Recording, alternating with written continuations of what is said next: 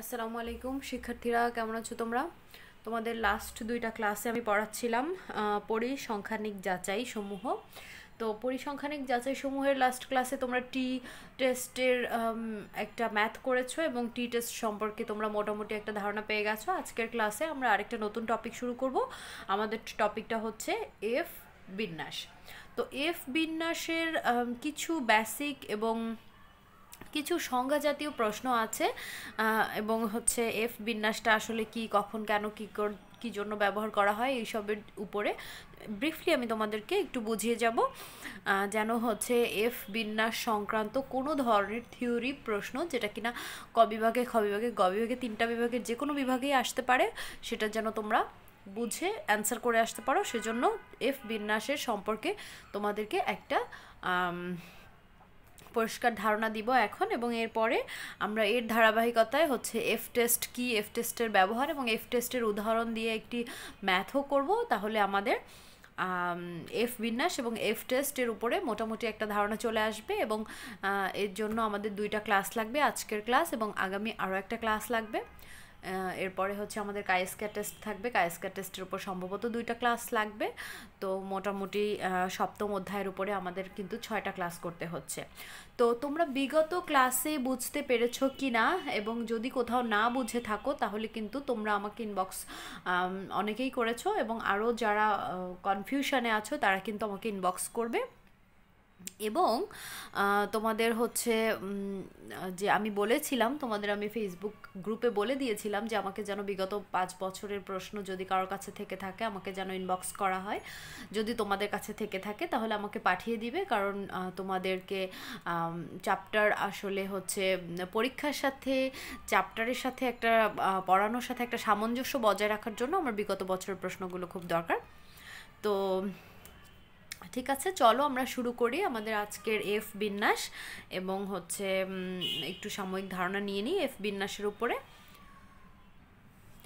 F বিন্যাস সর্বপ্রথম যিনি আবিষ্কার করেন, আমরা দাঁড়াও, এফ বিন্যাস সর্বপ্রথম যিনি আবিষ্কার করেন তার নাম হচ্ছে আর এ ফিশার। আর এ ফিশার, যিনি কিনা এফ বিন্যাসটি আবিষ্কার করেন 1924 সালে। তিনি একজন বিখ্যাত পরিসংখ্যানবিদ।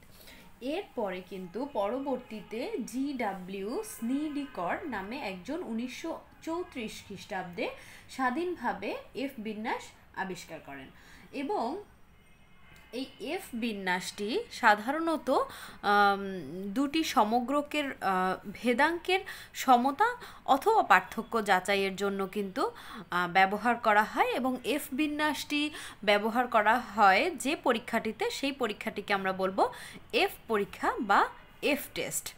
তো বলা যেতে পারে যে এফ পরীক্ষা বা এফ টেস্ট করার জন্যই এফ বিন্যাস ব্যবহৃত হয়, এবং এফ বিন্যাস ব্যবহৃত হয় সাধারণত দুটি সমগ্রকের ভেদাঙ্ক সমান নাকি সমান নয় সেটা প্রমাণ করার জন্য বা যাচাই করার জন্য। এখন দুটি ভেদাঙ্কের সমতা অথবা পার্থক্য পরীক্ষা করার জন্য এফ যাচাইয়ের যে সূত্রটি ব্যবহার করা হয় সেটি হচ্ছে এটি: F is equal to S1 square divided by S2 square. এবং এই সূত্রটি তোমাদেরকে মনে রাখতে হবে, এবং এফ বিন্যাস আমরা এখানে চিত্রায়িত করে দেখাবো। এই ডায়াগ্রামটিতে আমরা এফ বিন্যাসটাকে চিত্রায়িত করে দেখাবো যে এফ বিন্যাসটি আমাদেরকে কিভাবে আঁকতে হয়। এখন আমরা ভার্টিক্যাল এক্সিসে দেখিয়ে দিলাম এফ ফাংশন, এবং এখানে এফ এর মান। এফ বিন্যাস কিন্তু সবসময় ডান দিকে বঙ্কিল হবে। হ্যাঁ, স্বাধীনতার মাত্রা যত বৃদ্ধি পাবে এফ বিন্যাসে পরিমিত বিন্যাস কিন্তু এফ বিন্যাস পরিমিত বিন্যাসের কিন্তু নিকটবর্তী হবে। তো এই বৈশিষ্ট্যগুলো আমরা এফ বিন্যাসের বৈশিষ্ট্য হিসেবে দেখব, কিন্তু একটা সাধারণ চিত্র হিসেবে তোমাদেরকে আমি দেখিয়ে দিচ্ছি যে এফ বিন্যাস সবসময় ডান দিকে বঙ্কিম হবে। যেমন যদি স্বাধীনতার মাত্রার উপরে ডিপেন্ড করে 2 2 থাকে তাহলে আমাদের এফ বিন্যাস এরকমভাবে আমরা দেখাতে পারি। যদি আমাদের 50-50 থাকে অর্থাৎ স্বাধীনতার মাত্রা যদি 50-50 থাকে তাহলে আমরা এভাবে দেখাতে পারি। এবং যদি আমাদের স্বাধীনতার মাত্রা এরকম থাকে যে 10 2 অথবা হচ্ছে 5 1 এরকম যদি থাকে তাহলে কিন্তু আমরা এভাবে দেখাতে পারি।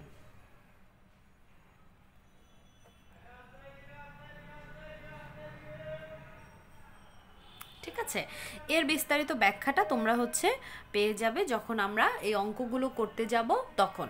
কিন্তু স্বাভাবিকভাবে এখন মনে রেখো যে এফ বিন্যাস আমাদের ডান দিকে বঙ্কিম।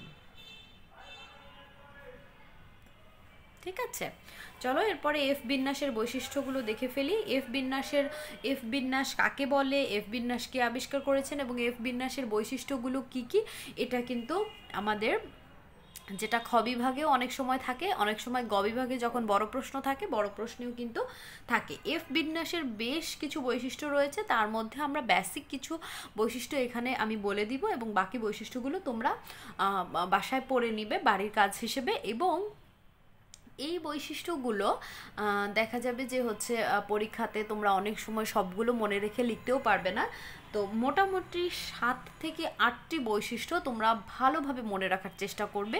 কারণ আমরা যদি 10 নম্বরের বড় প্রশ্ন যদি আমরা উত্তর দিতে চাই, সেক্ষেত্রে যদি আমাদের বড় প্রশ্নটা এরকম হয় যে এফ বিন্যাস কি,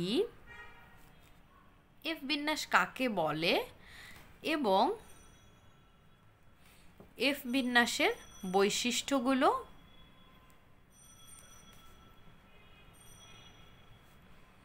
আলোচনা করো। যদি আমাদের বড় প্রশ্নটা এরকম হয় সেক্ষেত্রে কিন্তু সময়ের সাথে তাল মিলিয়ে আমাদের কিন্তু বড় প্রশ্নের ধরো নাম্বার থাকলো 10, সময়ের সাথে তাল মিলিয়ে কিন্তু আমাদের হচ্ছে বড় প্রশ্নের উত্তর দিতে হবে। সেক্ষেত্রে এফ বিন্যাস কাকে বলেতে যদি হচ্ছে তুমি ছোট করে সংজ্ঞায়িত করো সেটাতে তোমার 2 মার্কস থাকতে পারে।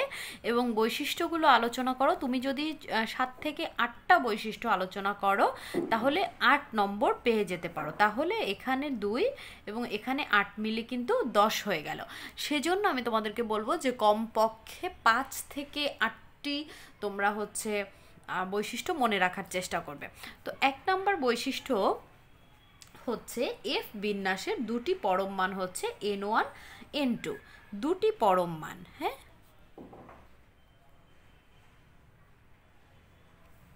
সরি পরম মান না, এটা হবে পরামান।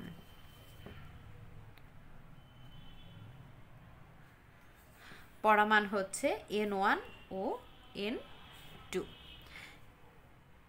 এফ বিন্যাসের সমগ্রকের ভেদাঙ্ক সিগমা স্কয়ার হতে স্বাধীন। সমগ্রকের ভেদাঙ্ক সিগমা স্কয়ার হতে স্বাধীন। 3 নম্বর হচ্ছে এফ বিন্যাস ডান দিকে বঙ্কিম। ডান দিকে বঙ্কিম। 4 নম্বর হচ্ছে এফ বিন্যাসিত চলকের গড় মান হচ্ছে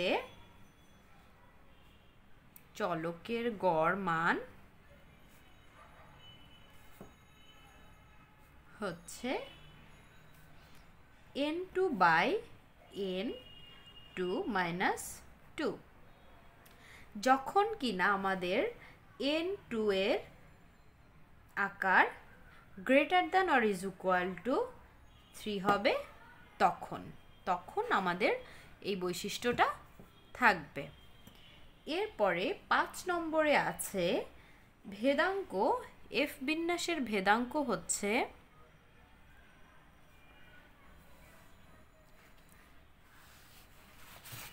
সরি আমি ক্যামেরাটা ঠিকমতো সেট করতে পারিনি। ওকে, ভেদাঙ্ক হচ্ছে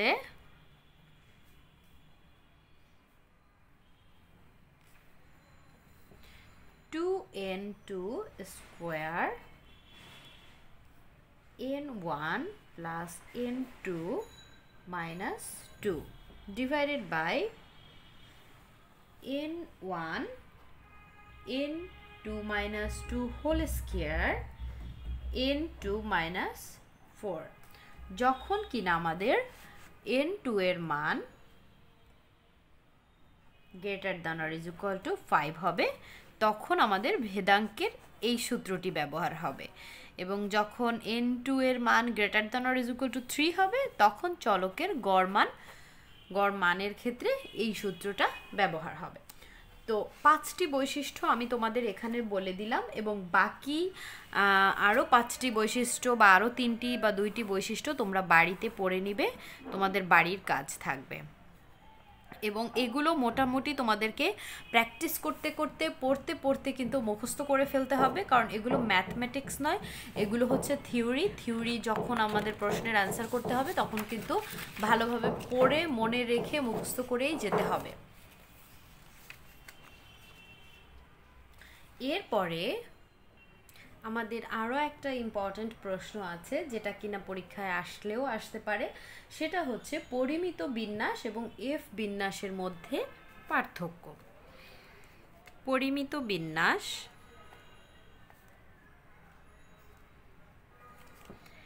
এবং এফ বিন্যাসের মধ্যে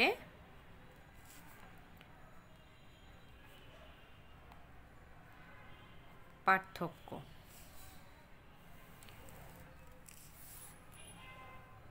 এখন আমরা যদি পরিমিত বিন্যাস এবং এফ বিন্যাসের মধ্যে কমসে কম 5 থেকে 7টি পার্থক্য আমাদের মনে রাখতে হবে যদি পরীক্ষায় আসে সেজন্য ধরলাম এটা কিনা পরিমিত বিন্যাস এবং এটা হচ্ছে এফ বিন্যাস নাম্বার 1 পরিমিত বিন্যাস হচ্ছে একটি তাত্ত্বিক সম্ভাবনা বিন্যাস তাত্ত্বিক সম্ভাবনা বিন্যাস এবং এফ বিন্যাস হচ্ছে নমুনাজ বিন্যাস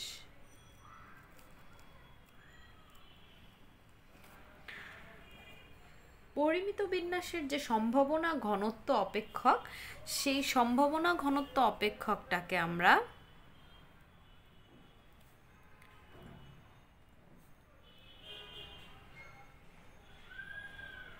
লিখতে পারি function x is equal to 1 by sigma root over 2 pi e to the power half x minus mu divided by sigma whole square ঠিক আছে আর f বিন্যাসের সম্ভাবনা ঘনত্ব অপেক্ষক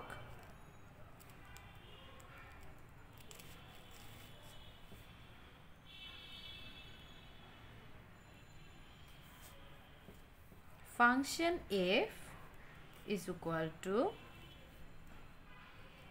n1 by n2 to the power n1 divided by 2 divided by beta n1 divided by 2 into n2 divided by 2 এবং into f to the power n1 divided by 2 minus 1 divided by 1 plus n1 divided by n2 into f to the power n1 plus n2 divided by 2 কি খুব কঠিন লাগছে নাকি তোমাদের কঠিন লাগলে কয়েকবার পড়বে পড়লেই বুঝতে পারবে যদি কেউ না বুঝতে পারো তখন আমাকে ইনবক্স করবে খুবই সহজ। সম্ভাবনার ঘনত্ব অপেক্ষক কি, এটা আমরা প্রথম দিকে পড়েছি, চ্যাপ্টারের একদম বইয়ের শুরুর দিকের প্রথম দিকে আমরা পড়েছি। তোমরা বোধহয় ভুলে গেছো, এই সূত্রগুলো কিন্তু আমরা প্রথম দিকে পড়ে এসেছি, একদম 2-3 নম্বর চ্যাপ্টারের দিকে পড়ে এসেছি। যদি কেউ ভুলে গিয়ে থাকো তাহলে তোমরা সেই লেকচারে ফেরত যাবে এবং পড়ে বুঝবে। বোঝার পরে যদি না বুঝতে পারো বোঝার চেষ্টা করবে এবং বুঝবে। যদি তারপরও না বুঝতে পারো তখন আমাকে জিজ্ঞেস করবে। এখন পরিমিত বিন্যাসের পরামান কিন্তু দুটি, পরামান দুটি। একটা হলো গড় মিউ, আর একটা হলো ভেদাঙ্ক সিগমা, ঠিক আছে? আর এফ বিন্যাসের সেটারও পরামান কিন্তু দুটি, পরামান দুটি। এক হলো n1 আর এক হলো n2। 4 নম্বর পার্থক্য হচ্ছে পরিমিত রেখা, রেখা হচ্ছে বেল শেপড বা ঘণ্টাকৃতি, এবং এফ বিন্যাস, এফ বিন্যাসের যে শেপটা সেটা নির্ভর করে স্বাধীনতার মাত্রা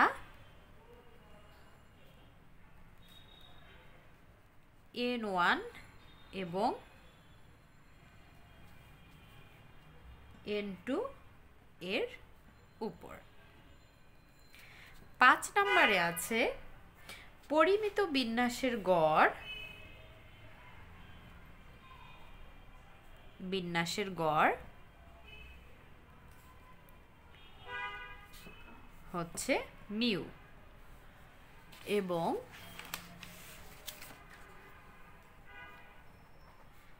এফ বিন্যাসের গড় n2 divided by n2 minus 2। এরপরে আরও 3-4টা পার্থক্য আছে, সেটা তোমাদের বাড়ির কাজ থাকবে।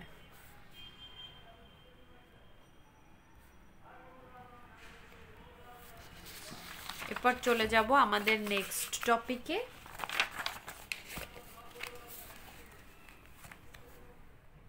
আমাদের নেক্সট টপিক হলো টি বিন্যাস এবং এফ বিন্যাসের পার্থক্য।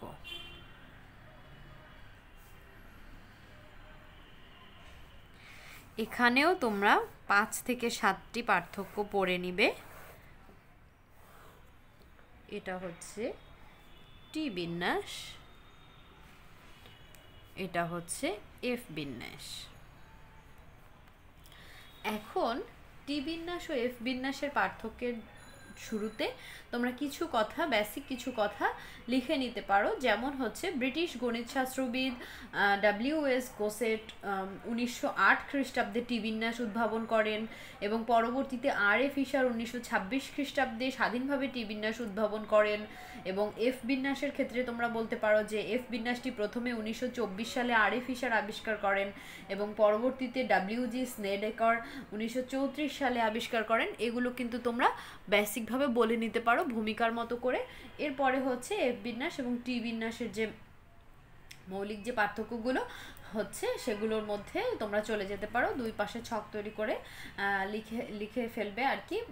সম্ভবত 5 নম্বরের প্রশ্নে অনেক সময় এটা এসে থাকে, তো 5 নম্বরের প্রশ্নের জন্য 5টা পার্থক্য লিখতে পারলেই যথেষ্ট। তো এখানে বইয়ে তোমাদের প্রায় 7টা পার্থক্য দেয়া আছে এবং সবগুলো পার্থক্যই মোটামুটি 2-একটা সূত্র দিয়ে ব্যাখ্যা করা আছে। তোমরা যদি ভালোভাবে এগুলো পড়ো তাহলেই বুঝতে পারবে। এবং এই জিনিসগুলো আমি হচ্ছে তোমাদেরকে যখন শুরুর দিকে পড়িয়েছি তখন কিন্তু এরকম কিছু কিছু সূত্র আমি তোমাদেরকে ব্যাখ্যা করে দেখিয়ে দিয়েছি। সেটা হয়তো একদম ক্লাস 3 নম্বর 4 নম্বর ক্লাসের দিকে। তো তোমরা যদি এগুলো বাড়িতে পড়ো তাহলে কিন্তু মনে পড়বে, যতদূর সম্ভব মনে পড়বে। তো 1 নম্বরে আছে ঘনত্ব অপেক্ষক। তো টি বিন্যাসের যেটা হচ্ছে ঘনত্ব অপেক্ষক,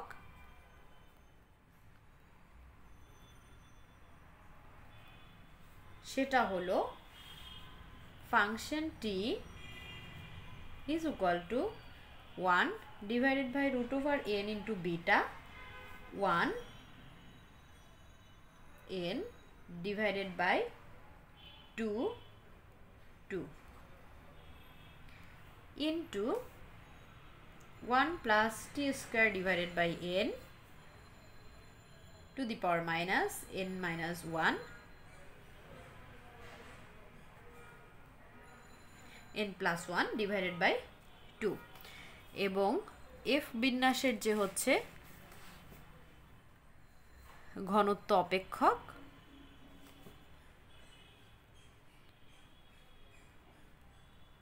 সেটাও কিন্তু সূত্রের মাধ্যমে বুঝিয়ে দিতে হবে function f is equal two তোমাদের বইয়ে যে দেয়া আছে যেভাবে একদম হুবহু সেভাবে পড়ে নিবে তো 2 নম্বরে আছে টি বিন্যাসের স্বাধীনতার মাত্রা যদি n হয় n হলে বিন্যাসটির একমাত্র n হলো বিন্যাসটির একমাত্র পরিমিতি বা পরামান টি বিন্যাসের স্বাধীনতার মাত্রা n হ্যাঁ স্বাধীনতার মাত্রা n হলো একমাত্র পরামান বা পরিমিতি আর f বিন্যাসের ক্ষেত্রে f বিন্যাসের স্বাধীনতার মাত্রা n1 এবং n2 হলো দুটি পরামান বা পরামিতি আমি পরিমিতি এবং পরামিতি দুইটা খুব গুলিয়ে ফেলি মানে বাংলাতে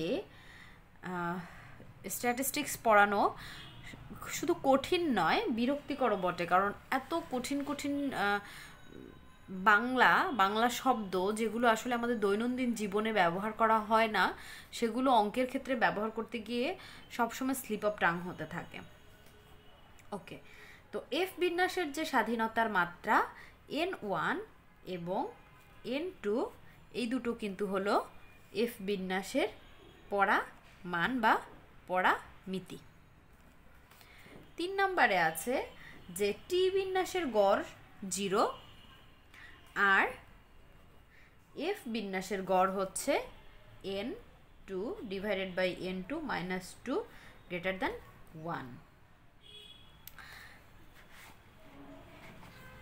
তো এরপরে আরো 2 থেকে 3টা হচ্ছে তোমাদের পার্থক্য বইয়ে দেয়া আছে সেগুলো তোমাদের বাড়ির কাজ থাকবে আজকে তোমাদের ক্লাসটা অনেক ছোট কারণ যদি পুরো টপিকটা আমি একটা ক্লাসে পড়াতে যাই তাহলে ক্লাসটা অনেক বড় হয়ে যাবে আর যদি ভাগ ভাগ করে পড়াই তাহলে প্রথম ক্লাসটা একটু ছোট হবে দ্বিতীয় ক্লাসটা একটু বড় হবে তো আজকে এই পর্যন্তই আশা করি তোমরা বাসায় ভালোভাবে পড়বে এবং তোমরা কিন্তু অধ্যায়ের শুরু থেকে শেষ পর্যন্ত যে রিডিং একটা মানে দেখে যাওয়া হ্যাঁ যেটাকে আমরা ছোটবেলায় বলতাম যে রিডিং পড়া অথবা ওইরকম কিছু বলতাম যেটা দেখে দেখে পড়া আর কি তো দেখে দেখে পড়ে যাওয়াটা আমার মনে হয় খুব ভালো হবে কারণ অনেক খুঁটিনাটি বিষয় থাকে যেগুলো আসলে তোমাদের জানা দরকার সব সময় লেকচারের মধ্যে সব কিছু বলাও সম্ভব হয় না তোমাদের কনসেপ্ট ক্লিয়ার হওয়ার জন্য তোমরা যদি শুরু থেকে শেষ পর্যন্ত একবার পড়ে যাও তাহলে সেটা সবচেয়ে বেশি ফলপ্রসূ হবে এরপরও যদি কোথাও কোনো ধরনের কনফিউশন থাকে তোমরা আমাকে ইনবক্সে নক করো তো আজকের ক্লাসটি এই পর্যন্তই সবাই ভালো থেকো সুস্থ থেকো আল্লাহ হাফেজ